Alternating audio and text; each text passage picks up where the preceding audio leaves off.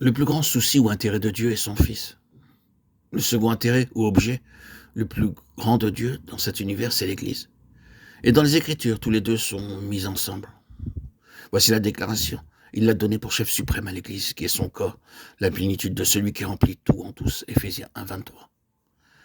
L'Église est la plénitude de Christ. Si l'Église a besoin de Christ, Christ a besoin de l'Église. Nous voulons chercher à répondre à la question « Qu'est-ce que l'Église ?» En quelques phrases concises, premièrement, l'Église est un ensemble particulier de gens choisis en Christ avant que le monde fût. Cela est établi de façon précise dans les Éphésiens 1,4. Il y est spécifié que l'Église, cet ensemble particulier de personnes, a été élue en lui. Tout aussi précisément que Christ a été élu, Luc 9,35, Psaume 89, 19, Ésaïe 42, 1, et établi, 1,2, Hébreu. De même, l'Église l'a été.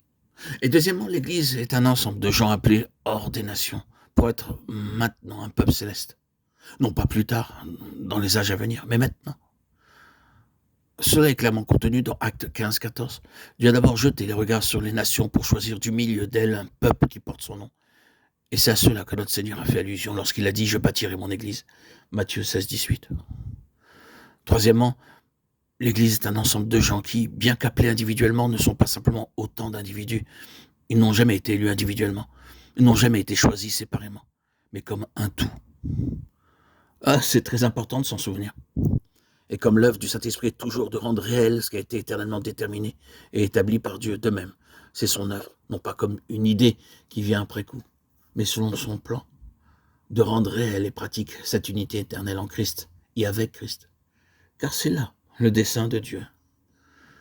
Arrivé à ce point, je désire citer un passage tiré d'un livre publié il y a plusieurs années, qui présente la chose d'une façon de loin meilleure, à ce que je peux dire, et je vais vous le reproduire ici.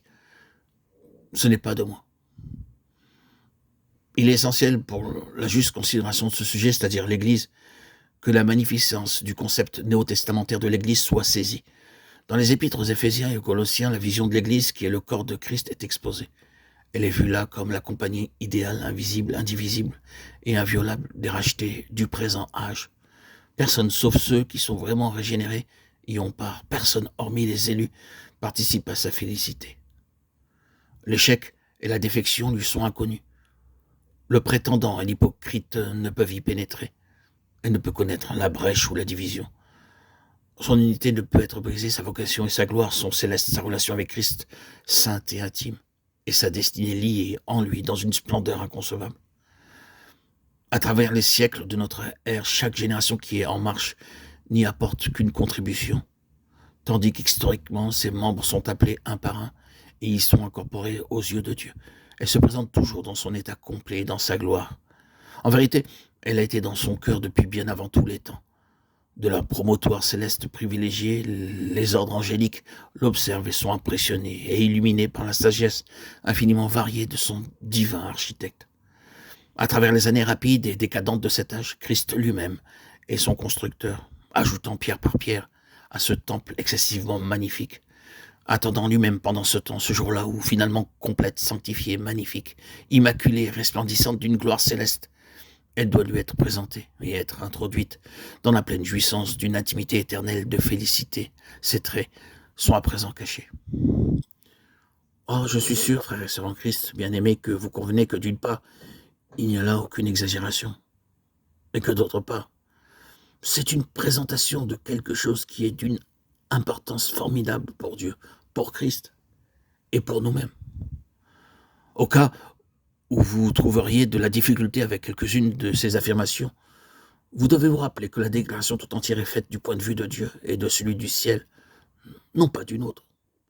C'est la façon dont il la voit de toute éternité. Ce qu'il peut le voir, quant à la condition présente des choses ici-bas, peut être autre chose, mais c'est là la conception éternelle de Dieu, et c'est ainsi que Dieu l'aura éternellement.